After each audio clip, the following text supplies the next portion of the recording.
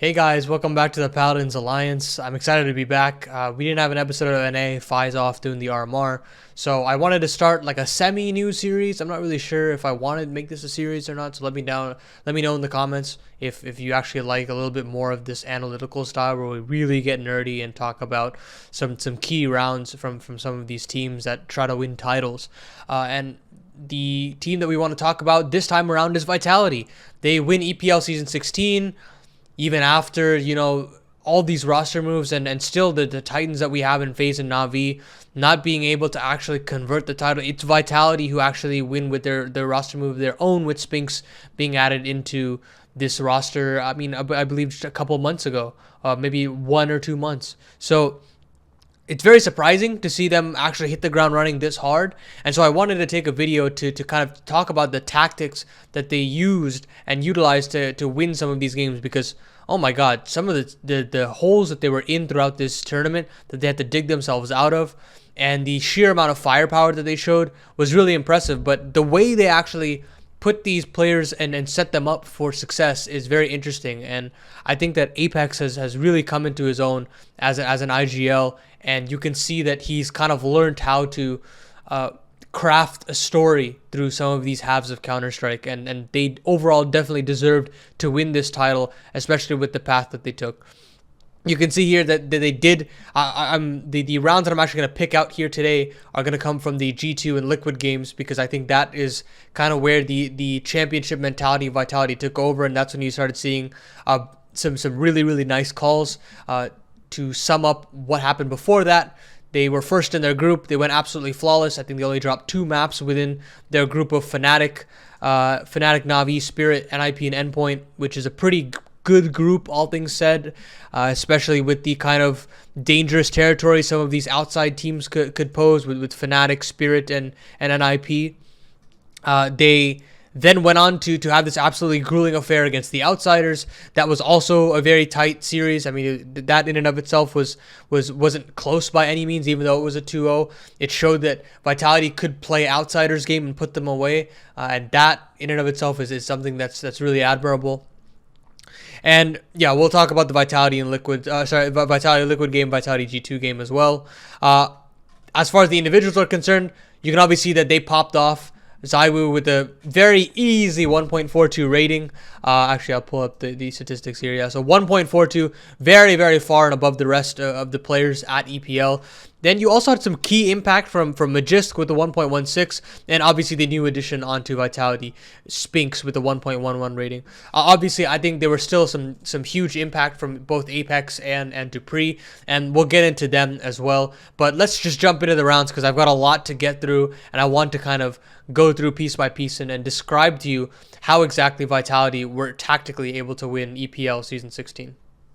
So let's get into it. I want to get into the first key T round here, where G2 finally gets guns out completely across the board, and Vitality shows that they have not only the resilience to win out some certain clutches due to this superior chemistry and communication that these guys can have in certain situations, that they've certainly improved on over time once this international escapade has begun for Vitality as an organization, but also showcases that they have this inherent structure to their defaults that have been pretty effective throughout this playoffs, and honestly throughout EPL, that I've seriously just seen some serious improvements since my previous video on Vitality, when I showcases the highs and the lows of what Vitality can show. But let's get into it. So this is a very B-centric default, but it requires basically dotting your I's and crossing your T's before you actually pounce, and making sure that you have all the pieces of the map that you possibly can. So they throw out this connector smoke as usual, and they also, I believe, they throw a window smoke as well. And you see immediately the priority here is to make sure that you get all of top apartments first before you even consider the chances of going B. You need to make sure that there is no AWP holding on the top of apartments. You need to make sure that there isn't any utility that can be used to stop a potential hit. So you're basically just scouting out that part of the map. You've got the rest of Vitality grouped up in mid, trying to take this mid control. After all, it does take the most amount of manpower, and G2 loves to actually fight for it time in and time out with how aggressive m0NESY and Nico likes to prioritize that side of the map. They realize that JKS plays very, very passive on the A site, and for that reason, they're taking the gamble to really put all their chips into one basket and basically take all of mid, all of cat, and all of apartment so they can basically split onto the B-bomb site. And so they march up mid as usual, and they use their smokes very effectively. Magisk is always the one that's going to be taking point into these connector fights, and as soon as there's a smoke trying to be deployed on the shallower side of it, Magisk surges through, picks up an opener, and this just has to make G2 reel back in. They have to give up mid. They can't really contest with this man advantage that they've shown. Magisk has shown enough presence that they can really do whatever they please. And at this point, the only real piece of the map that you don't have is catwalk. You don't have deep catwalk control, and for that reason, dupreeh is going to be taking point here. They smoke the far side of connector, dupreeh with another fantastic entry, and they basically have all the sight lines into the site. It's really only Hunter here up to bat, and he wants to give up some space. Hunter gets a double here before he burns out of the molly, and now we're into a 3v2 situation. You think it's going to be really easy here for G2, or sorry, Vitality rather, and m0NESY hits a blinder through the boxes on B market, and now we're into a 2v2. It's Magisk and Spinks, not necessarily two Danes, not two Frenchies either. So now we're into the situation where you've got two English speakers that it's their second language. This is sometimes a situation where you'd see Vitality fall apart, but the crossfire here is so well set. Magisk takes point first, and Spinks has been watching this other angle for quite some time at this point, making sure that there can be a push-up from the jail side of things, and this round is over. Basically just a very, very tight crossfire and no real utility to flush out any of these players. So this is a very, very clean round from Vitality, and it shows that they can also clutch things up when they get down into these post-plant scenarios, something that Vitality was struggling in dividends prior. This round that I've picked out here is kind of showcasing the magic of Apex as an IGL. You know, he loves to actually call these contact-heavy plays sometimes, and with the amount of gap that Vitality has on G2 at this point in time, he's going to call this super cool little play up the ramp. It's something that doesn't necessarily work all the time, but Apex understands that there's a certain amount of firepower on this team that they can capitalize on something like this. So they're basically going to run up and disrespect the A-ramp utility here with the player behind Magisk smoking off the Molotov initially. Magisk is through the molly. They absolutely abuse Tetris, and although JKS gets the opening pick, the flight path for Magisk is to clear out the A default. He sees Nico as well, and that info is again relayed on towards the other players that are deployed onto the ramp side of things. You've got ZywOo actually lurking in mid. I'll talk about this in just a bit. But Spinks actually pivots out. He gets the trade as well. And so now you're into this 4-1 situation that results in a 3v3. You've got ZywOo lurking up mid to cut off a couple rotations. And for this lurk to actually work out, you have to have Spinks and Apex kind of pause here. They've killed the side anchors. They want to force G2 to search for information. You can already see m0NESY's posted up in jungle. And so as m0NESY tries to search for information, they're basically going to bleed out G2 of information and then pounce on them as soon as they try to overextend. And so it'll be ZywOo that really gives up, or sorry, ZywOo that finds the first bit of contact. I believe, yeah, it's Hunter that tries to go a little searching past Catwalk. Apex gets the kill onto the jungle player of m0NESY. Off angle there for him. ZywOo pounces finally from chair, and it's just Hooksy in CT. He can't really swing out and trade any of these kills. It's untradeable, and he gets taken out by Apex as well. So fantastic work here from Vitality to kind of extend the lead through just sheer trading. That 4-1 is just so beautiful to watch unfold because of how on point the trading can be. This ticking inherent clock within these players that they just unconsciously know how to swing and how to, you know, clear out these angles is super admirable. And you can see the skill being put on full display here by Vitality. And it's a key reason why they were able to just steamroll through G2's Mirage. I'm not going to lie, I thought this map of Inferno was certainly going to be a wash for G2, and we'd head to a third map very easily, but the Herculean efforts from some of the individuals on Vitality throughout this map, especially on the CT side, is something to behold. I had to go back to the demo and actually watch some of these rounds, and this map as a whole basically showcases the strength of these individuals, just as CTs across the map, all able to do some very, very incredible stuff. And the synergy that they put together on some of these retakes was just so, so beautiful. It's not something that I've seen from Vitality in quite a long time for a slew of rounds, but they showcase here why they should be feared, at least in EPL, in the context of EPL. So I'll tell you, this situation is probably one of the biggest holes that they had to get out of, but there's a couple more that we'll get through. But it starts with this key round here. So you start off with some key amounts of damage being put onto both Spinx and Apex, and Spinx goes down immediately. It's just Apex on the B bomb site. Even though they get this early banana control, they still have to be put on notice, and G2 are well aware of this. They want to somehow find a way to pounce onto this B bomb site, and they've realized that they've basically drained Apex's utility. It's just this smoke that he has left on him. And so I believe G2 shows a little bit of presence onto the bracket side of things, but they realize, look, we can walk up banana here. We're going to be pouncing on this B-bomb side. We just have to trade effectively. We have an even keel or maybe even a man advantage situation heading into a B-bomb side retake. We should be closing out this map every day. They don't even bother smoking. They don't even bother smoking CT, so they try to swing it early. And Apex does get a lot of damage here, but it's still a man advantage situation here for G2, as I said before. They should be in pole position to win this game and take it to a third map every day of the week. But this is where things get a little dicey for G2. It's the beginning of quite the CT comeback, and it starts with this huge kill onto m0NESY. I'm not really sure what happens here. I'm not sure if m0NESY overflicks or if it's just Magisk with an absolutely pristine kill here, but he gets a lot of room to move up on a monster. And now sorry, not onto monster, what am I saying? Onto the half wall on banana. And at this point, they've got basically 3 Molotovs, one that's been dropped onto the ground by, I believe, m0NESY, and 2 on Magisk and Dupree. And since they're here, they can actually deploy these Molotovs, section off angles, and try to take duels that way with some damage being taken by these individuals. So as soon as they get the space, you see Dupree mauling off Nubox, and you'll have Magisk mauling off Dark. It forces JKS out into the pillar angle, and I believe Hooksy's gonna burn here alive. And at that point in time, they also know where Hunter's disappeared into. He's gone into church. They've now gotten all the information systematically. They have gotten the 2 necessary kills on the players onto the bomb site.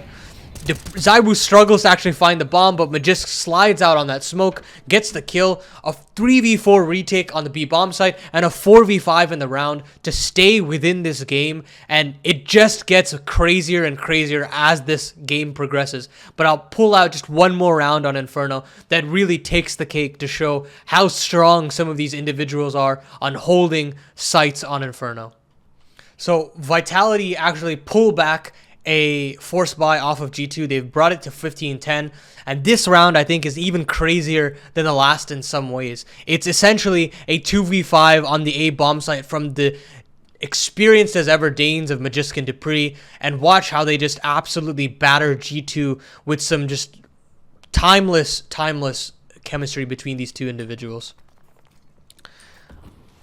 So it starts with Apex trying to play the art side of things, and he'll spam here for a little while. I'll fast forward through this bit. Basically, they take a little bit of banana presence, and they execute onto taking brackets control, right? At this point, it's Apex down here on Arch, and it's Magisk and Dupree on the site itself. Apex has a good little chunky nade here. He spams for some additional damage, and as soon as, I believe he spots Hooksy, he mollies it off. But they still want to take the arch side of things. They smoke off the CT spawn. They smoke off library as well. And Apex tries to surge within this and call G2's bluff and realize, oh, this is just going to be a lane play, and I'll be able to have this key piece of the map. So he smokes off his Molotov, but little does he realize that he's actually left a little bit of a gap in this smoke on the left side of things. And sadly, it's not a one-way for him. It's a one-way for Hooksy. Hooksy pounces, and immediately he surges through Arch. He knows that it's only going to be Apex close, and now you're caught between a rock and a hard place if you're Magisk and Dupree. You've realized you've lost Arch. Your 2 rotates are not coming. They are going to be staying on the B bomb site. It is up to you and you only to snatch the bull by the reins and keep Vitality in this. Magisk smokes off Arch, and it's just dupreeh and Magisk. dupreeh with an immaculate tracking through the Arch smoke to take down HooXi, and now they realize, look, we're going to have to take a risk somewhere, and we're going to take the risk that there is nobody else Arch, that it's just HooXi that surged through the death cams of Apex, and we're going to try to capitalize on this by focusing down on apartments and lane. So Magisk slides on over. He takes first contact, and as soon as he does, it's a war on 2 fronts. dupreeh slides out from the left side of default, gets a kill on the JKS, and it's just Nico and m0NESY left up in this. Another slide out from dupreeh, and they switch sides, both Magisk and dupreeh there, to take down the final 2 individuals of G2. And you can just see this unbridled chemistry from Vitality's Danish counterparts, and it's just fantastic stuff here. It's just chef's kiss to kind of pull them back into overtime and just absolutely batter G2 all the way through, and it starts with these 2 Herculean rounds. So let's just jump into the grand finals, and next I want to talk about the more scrappier sides of Vitality throughout that grueling best of 5. Now more than ever in Dust 2, the meta allows CTs to aggress so far into lower tunnels that it's an absolute requirement that if wherever you want to go on the map, you have to take lower control before deciding on where you want to pivot to. And if you lose lower, well, hey, your options are quite restricted at that point. So I want you to see how Vitality kind of pieces things together. Even though out the gates they want to go to A, they still have got to kind of figure out where Liquid is posting up and how they want to systematically pick them apart. So it starts with this 3-man attack down into defaulting in upper B. You've got Magisk, Apex, and dupreeh all here waiting just for some initial aggression, and as the long side of Vitality actually decides to figure out what's going on over there, I believe they're going to pivot and leave one player onto just the long doors itself, and then ZywOo will slot into top mid. You want to basically pincer onto mid somehow, and you've got to take lower as a result of that. And it starts with dupreeh being flashed in here, and I believe there's a Molotov onto the lower boxes as well. So it's basically creating a failsafe here for dupreeh to guarantee that entry, if not the map control itself. So they get all of that map control unscathed. Apex starts wallbanging as usual, but now they start getting cat control as well. A Molotov deep into the sightlines of cat there as well. And now you have the hinge smoke here for dupreeh, and this allows for ZywOo to have some clear sightlines to kind of waltz up mid, waltz up cat if he so pleases. And so now at this point, look at all of this map that Vitality have, and look how they've kind of just pulled Liquid to kind of feigning the B presence, the mid presence, and they have to respect it. They send 3 to B, and they leave Nitro in the pit, and they leave a player onto the A side itself. So at this point, Vitality have done everything they needed to do to actually commit to this A set piece, because they figured it out from the get-go. This is where they wanted to end, and this is how they've basically manufactured this round to be. So insult to injury for Liquid. Magisk gets another kill, so this means that if you're Liquid, you've got to keep these 2 players here. You've got no other choice. You have to respect this lurk here from Magisk. And they send out one corner smoke here to basically cordon off pit. They haven't actually shown any true long presence, so they want to basically systematically clear this part out of the map as well. So this default is just so measured here from Vitality that they've got all these protocols to make sure that they've got these crossfires set up here. Spinx and ZywOo take care of Nitro. Apex swings wide to take care of OC. And now there's nobody here left on Liquid to defend the A bomb site. You've got Magisk as a failsafe to waltz through the B bomb site as well, and he should be able to take out both of the remaining individuals of Liquid, and they don't get to save anything here. So I think that just this systemic way that Vitality approaches Dust 2 is actually super cool. They're one of the best Dust 2 teams right now. You can see that on the RMRs as well. They did drop a map against Big as of the shooting of this video, but they still have looked very confident on this map, and they've found a way to harness the strategic aspects of this map as well. So I also wanted to include a round from the newest edition of Spinx. I don't think this round here is going to be achieved by Masuta at any time if he was still on this roster. there's a certain level of individual prowess that this guy has that the youngster doesn't, and I just like you to witness the kind of immense pleasure I have to see this guy absolutely prosper on this team. So just a couple flashes here to open up the round. Magisk and Dupree still do their usual B default. They just run through lower as usual to get all that info, and basically it's going to end in a long crawl. And this strategy has worked across a myriad of teams, and you can obviously see that there are certain situations where you just get an entry and then you kind of try to trade and follow up until you get that bomb plan and play the post plan out. However, Spinks here doesn't really need any trades this time around. So even though they get flashed off, Spinks crawls up and takes point throughout this entire little escapade down the long corridor. And all these flashes, they don't really matter to him.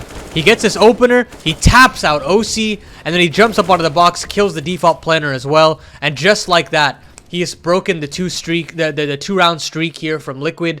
He snapped their money, and he's found a way to win out the T-half for the squad. So I just wanted to include this little bit of an individual masterclass here from Spinks and how he is seriously slotting into this team like a glove. So in this round here, they're on a bonus vitality on their first buy round for Liquid side of things. So they want to go a little bit more aggressive, use that Mac 10 to be a bit more in your face. And they initially basically set things up in such a way that they Molotov off short, and they want to sit ahead of this initial B utility from Liquid and basically pounce onto the B bomb site. It doesn't work, especially after Dupree gets his bell rung and the Molotovs come out. But as soon as this happens, you know, Vitality doesn't stall out here. They immediately try to pivot their plans elsewhere. You see here that ZywOo has taken all of Playground pretty comfortably, as well as Magisk now starting to take connector control. So immediately after that, B default doesn't actually work out for itself, or sorry, not B default, but more so that B posturing.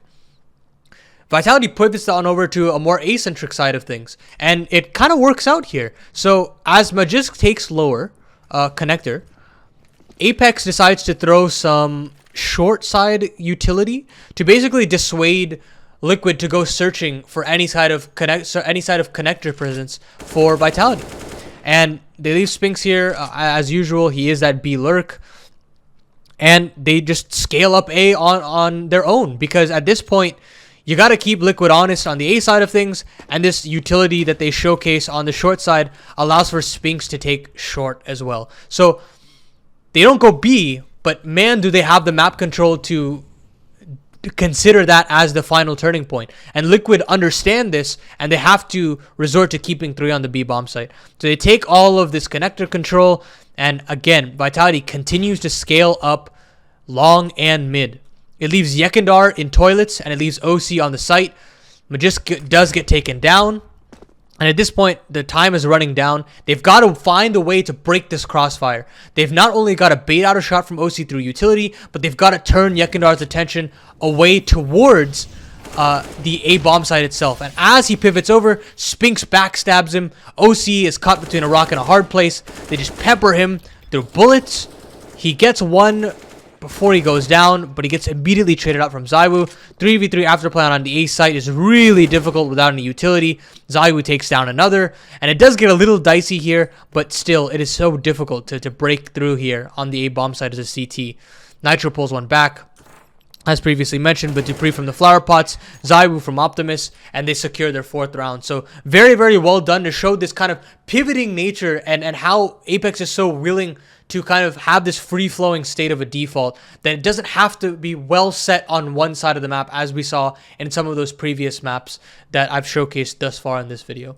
So I showcased in that previous round where they wanted to burst through the B utility, but were dissuaded after a Molotov and a couple bells being rung.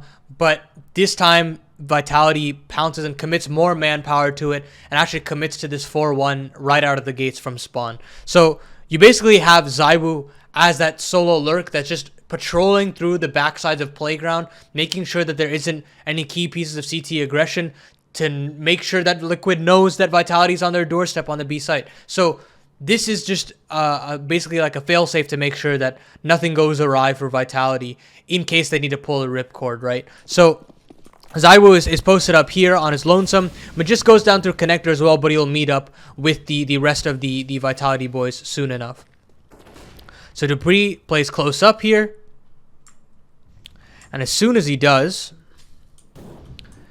they decide to aggress behind it. As soon as this additional smoke comes through to resmoke monster, they're gonna pounce on top of this.